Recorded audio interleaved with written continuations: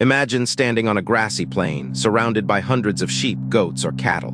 You have no fence, no dog, no horse, no map. Your task: move them all to fresh grazing land hundreds of kilometers away. This was the daily reality for the first shepherds, who began domesticating animals over 10,000 years ago. But how did they do it? How did they prevent the herd from scattering, keep them safe from predators, and find water and shelter along the way? The answer lies in a simple yet the first shepherds used their own bodies as living fences. By walking in a wide arc around the herd, they created a moving boundary that the animals instinctively respected. They also used their voices, specific calls, whistles, and shouts that the animals learned to associate with direction changes. Over generations, shepherds developed a rich vocabulary of sounds. A long, low note meant stop. A sharp whistle meant turn left. A rhythmic chant meant move forward. This acoustic language was the first herding technology, but voice alone wasn't enough. Shepherds also used tools: a long staff to gently guide a stray animal, a sling to throw stones at predators or to signal direction, and later, dogs bred specifically for herding. The first herding dogs were likely wolves that scavenged near camps and gradually became accustomed to humans. By 6,000 years ago, selective breeding had produced dogs that could understand hand signals and voice commands, becoming an extension of the shepherd. These ancient techniques are still used today. In the mountains of Turkey, shepherds still communicate with their flocks using a whistle language that can carry for miles. In the Andes, llama herders use a similar system of calls and hand signals. The principles haven't changed. Establish trust, use consistent signals, and move as a unified group. The next time you see a shepherd with a flock, remember, you're watching a 10,000-year-old conversation between humans and animals, spoken in a language older than any written word. The first challenge was simple: keep the herd together. Wild animals scatter when frightened. Early herders discovered that a few trained dogs or even a person waving a cloak could steer a group by exploiting their natural flight zone, the distance at which an animal feels safe. By staying just outside that zone, a herder could guide the herd without causing a stampede. But keeping them together was only half the battle. Herders also needed to move their animals to fresh pasture and water. This required knowledge of the landscape, where the next spring was, which valleys held grass after the rains. They developed seasonal migration routes, moving herds from lowland winter pastures to highland summer grazing. Water was a constant concern. In dry regions, herders dug wells or led their animals to seasonal rivers. They also learned to read animal behavior. Restless cattle might sense an approaching storm, while sheep huddling together could indicate a predator nearby. This deep understanding of their herds turned survival into a science. Perhaps the most ingenious invention was the corral, a temporary pen made from branches, stones, or even thorn bushes. By funneling animals into a narrow opening, herders could count, inspect, and treat their livestock. Corrals also protected the herd from wolves and other predators at night. This simple structure became the foundation of animal management for millennia, period when humans first began domesticating wild animals. Sheep and goats were likely the first, followed by cattle and pigs. Early herding was small-scale, just a few animals kept near settlements. But as populations grew, so did herds. People needed more pasture, and they began moving animals to seasonal grazing lands. This was the birth of transhumance, the seasonal movement of livestock between fixed summer and winter pastures. It required a deep knowledge of the land. Herders had to know which valleys had water in summer, which slopes stayed green in winter. They developed routes that were used for generations. Transhumance wasn't just about moving animals, it was a way of life. Families would split. Some stayed in the village to tend crops while others followed the herds. This seasonal rhythm shaped landscapes, created trails, and established patterns of land use that can still be seen today. But transhumance was just one form of pastoralism. In other parts of the world, people took a different path. They didn't just move animals between fixed pastures, they followed the herds across vast distances with no permanent home. This was nomadic pastoralism. Nomads lived entirely off their animals: milk, meat, hides, and wool. They carried their homes with them: yurts on the steppes of Central Asia, tents in the deserts of Arabia. Nomadic pastoralism was incredibly efficient in environments where farming was impossible: arid deserts, frozen tundras, high mountain plateaus. It allowed people to exploit resources that would otherwise be useless. But it also created a different kind of society. Nomads were mobile, decentralized, and often fiercely independent. They had no fixed property, so their wealth was measured in animals. And when resources were scarce, conflict with settled farmers was almost inevitable. The tension between the nomadic and the sedentary world would shape history for millennia. Knowledge of the landscape and coordination. Archaeological evidence for early herding comes from sites like Saddlehuruk in Turkey, where animal bones and dung indicate penned livestock. But how do we know they moved herds long distances? Isotopic analysis of ancient animal teeth reveals changes in diet that match seasonal movement. Strontium isotopes in tooth enamel can pinpoint the geological region where an animal grazed. These techniques show that by 6000 BCE, pastoralists in the Near East were moving sheep and goats across hundreds of miles. This mobility wasn't random. It followed established routes between seasonal pastures, often along river valleys or mountain passes. These routes became the first trade corridors, linking distant communities. Herders exchanged wool, meat, and dairy for grain, tools, and textiles. In the process, they spread not only goods but also ideas, languages, and genes. The steppes of Central Asia became a highway for pastoral nomads who domesticated the horse around 3500 BCE. Horses transformed pastoralism. They allowed herders to cover greater distances, carry more goods, and control larger herds. The combination of horse riding and herding created a new way of life, the nomadic pastoralist. These groups, like the Yamnia culture, expanded rapidly across Eurasia, leaving a genetic mark that persists today. Their mobility also facilitated the spread of Indo-European languages. But pastoralism wasn't just about movement. It required deep knowledge of animal husbandry, breeding, and veterinary care. Identify sick animals, assist with births, and protect herds from predators. They developed selective breeding to improve wool quality, milk yield, and meat production. Over generations, domesticated animals became distinct from their wild ancestors. Pastoralism also shaped human society. It created concepts of property, wealth measured in livestock, and social hierarchies based on herd size. It fostered independence and mobility, traits that would later influence cavalry warfare and empire building. The legacy of early pastoralists is still with us. In our BCE, herders in the Eurasian steppes were moving cattle and sheep over hundreds of kilometers. They weren't just wandering, they followed established routes. Managing a large herd is not like walking a dog. A flock of 200 sheep can spread over a square kilometer if not controlled. Predators, weather, and terrain constantly threatened to scatter them. The first shepherds had to keep the herd together while also finding food and water. To solve this, they developed a system of signals and commands. A sharp whistle, a specific call, or a raised staff could turn the herd or stop a stray. Dogs also became essential partners. Early herding dogs were smaller than modern breeds, but they were fast, intelligent, and responsive to hand gestures. A single dog could circle a flock and keep it bunched up, saving the shepherd hours of walking. But herding wasn't just about keeping animals together. It was also about moving them to fresh pasture and water. This required knowledge of the land, knowing where the next stream was, which valleys had good grass, and where predators lurked. Shepherds became the first landscape experts. This constant movement had a profound effect. As herds traveled, they deposited manure which fertilized the soil. They also trampled seeds into the ground, helping plants spread. Over generations, the routes themselves became ecological corridors, shaping the very landscape. The shepherd's path was not just a trail. It was a living, changing force. First, they used the herd's own instincts. Sheep and goats are flock animals. They feel safer in a group.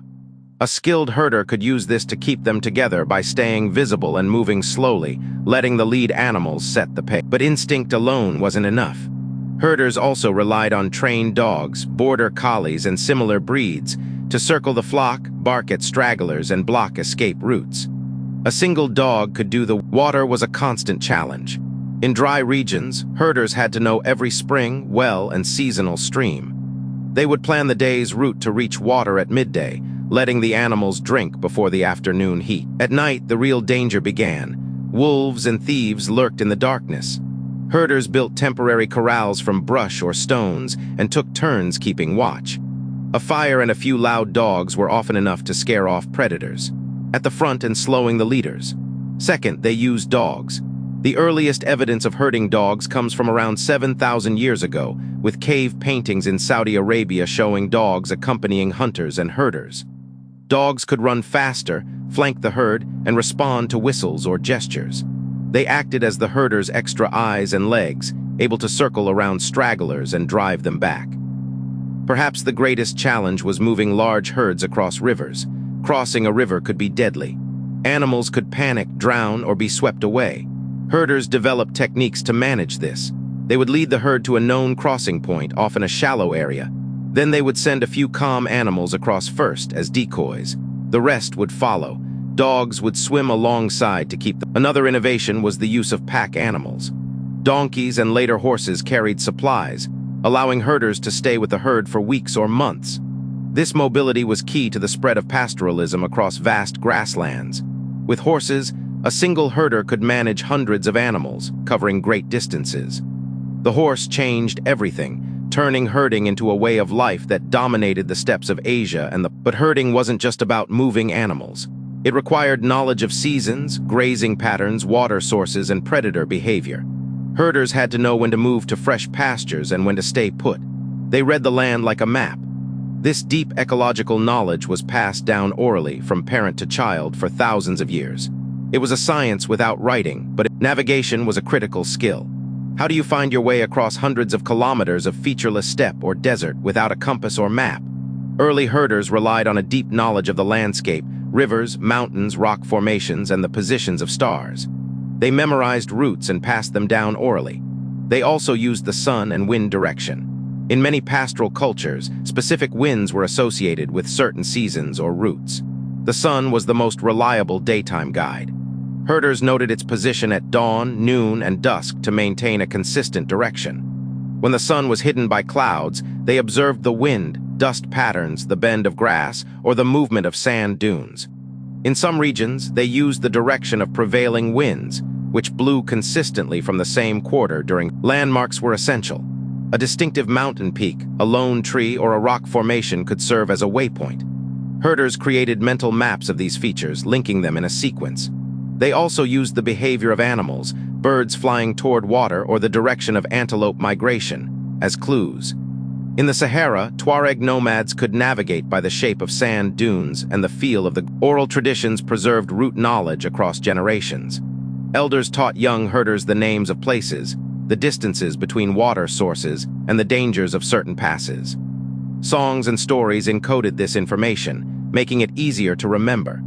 In Mongolia, for example, herders used a system of memory markers, distinctive features like a red cliff or a white stone, to recall the path across the vast steppe. The smell of the air could signal nearby water or pasture. But the most important tool was the herd itself. Animals have an excellent sense of direction and memory for water sources. Experienced lead animals, often old ewes or bellwethers, knew the way. Herders would let these leaders guide the group, only intervening to correct course. This saved energy and reduced stress on the flock. It's a technique still used by. Water was the most critical resource. In deserts, herders planned routes to reach wells or seasonal rivers. They knew the location of every water source within a day's walk.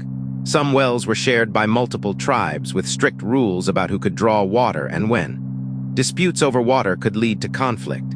In many cultures, the right to dig a well was a form of property passed down through generations. Pasture management required constant attention. Herders could not stay in one place too long or the animals would overgraze the land.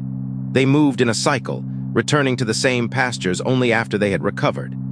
This rotation allowed the grass to regrow and prevented desertification. In some regions, herders burned old grass to fertilize the soil with ash, a practice called fire grazing that stimulated. Predators were a constant threat. Wolves, bears, and big cats could kill livestock. Herders used guard dogs, fences, and night enclosures to protect the flock. They also carried weapons like staffs, slings, or bows. In some cultures, herders would sleep among the animals to deter predators. The bond between herder and flock was deep. Each animal had a name and was recognized by its face or markings. Herders today. Archaeological evidence for route knowledge comes from the discovery of ancient droveways, sunken lanes worn into the landscape by repeated animal movements. In Britain, some droveways date back 5,000 years. These droveways connected seasonal pastures and markets. They were often lined with stones or markers, and some had resting places with water troughs, early infrastructure for herding. In the Sahara, rock art from 5,000 years ago shows herders moving cattle across vast distances. These images, carved into stone, depict long lines of cattle with herders carrying staffs. The routes followed seasonal rains and grazing lands, a tradition still practiced by nomadic herders today. These ancient droveways and rock carvings reveal that route knowledge was not just about finding food, but about building a mental map of the land, knowing where water could be found, where predators lurked, and where safe passage lay. This knowledge was passed down through generations, forming the first oral maps. This oral tradition of route knowledge was not unique to humans.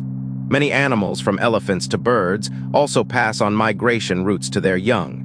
But humans added something new: the ability to abstract and share these routes through symbols and stories, laying the foundation for written maps. Beyond dogs and knowledge, early herders had a simple toolkit. The staff or crook was essential, used to guide, prod, and even defend. A long stick extended the herder. Slingstones were common projectiles for scaring off predators or signaling to distant companions. A leather sling could hurl a stone with surprising accuracy. Water was the most critical resource. Herders learned to dig wells in dry riverbeds, using simple tools like wooden shovels and animal skin buckets. These tools and techniques, passed down through generations, allowed herders to survive and thrive in harsh environments.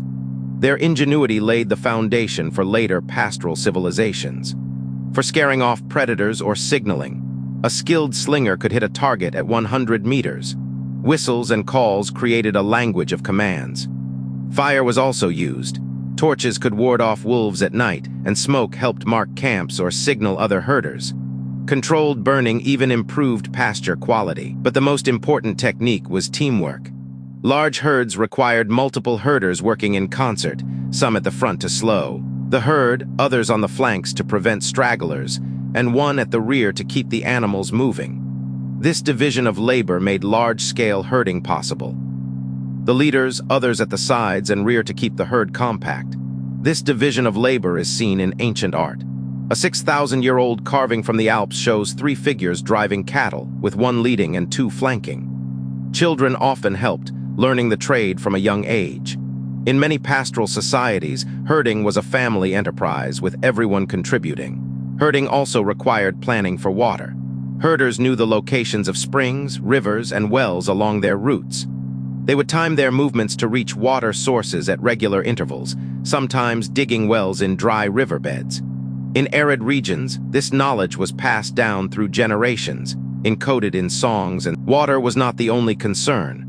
Herders also had to manage grazing lands, rotating herds to prevent overgrazing. They burned patches of grassland to encourage new growth, a practice known as controlled burning. This technique, still used today, helps maintain healthy pastures and supports biodiversity. These ancient herding techniques laid the foundation for modern pastoralism. The knowledge of animal behavior, seasonal cycles, and landscape management accumulated over millennia is still relevant today.